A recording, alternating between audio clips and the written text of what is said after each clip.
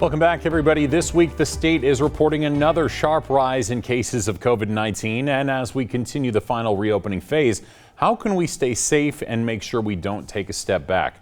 Dr. Darren Lee from St. Alphonsus joins us this morning with some answers on that. Doctor, good morning. Thanks for being with us.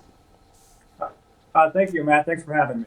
Of course. So first of all, as we first reported, there are now more than 100 new cases of COVID-19. What can we do to slow that rise in numbers? Well, it's going to sound a little bit like a broken record, but really it's the fundamentals, I think, that make the biggest difference.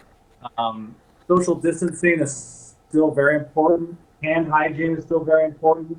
Making sure that you're wearing masks when you're out in public, I think, is very important. I know that's something that seems to be pretty difficult sometimes to do, but with this rising number of cases, we really need to be wearing our masks. Right. So many people, of course, may be feeling that quarantine fatigue. How can they safely combat that safely, especially if they're planning on going to a bar or nightclub or anything like that? Yeah, it's really hard. I mean, none of these questions have an easy answer in that you can completely eliminate the risk. If you're going out of your house, you're going to have some risk. If you're going outside the people that you're with inside your house. So you have to be someone who is not a high-risk person. If you're a high-risk person, you really shouldn't be engaged in activities that you like going to bars or going to public places.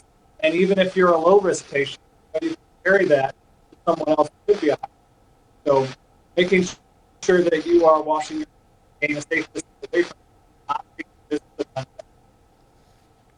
again with wearing things like that. It's really hard to do in certain bars. But you can wear it at least into the restaurant until you're seated, and then you could probably take it off to eat. Okay, gotcha. And now, of course, more than a dozen states are seeing record numbers of cases, and hospitals are struggling to keep up with patients. What about hospitals here? How are we doing? Well, the hospitals here are doing well. You know, some people said we've been lucky and we haven't had this huge spike in patients. But really, I think it's been more, we've been smart. The governor limited the access right away to large gatherings. They had a very strict quarantine that the people of Idaho did a really good job of keeping themselves safe and keeping the hospitals within their capacity. We've had time now to develop some new protocols and techniques that we can use to make sure that we're keeping patients who potentially have COVID safe from those who probably don't have it. And that's allowed us to open up some of our non-emergent surgeries and things like that. So we've been able to flatten the curve in this environment so that our able to keep up with the volume.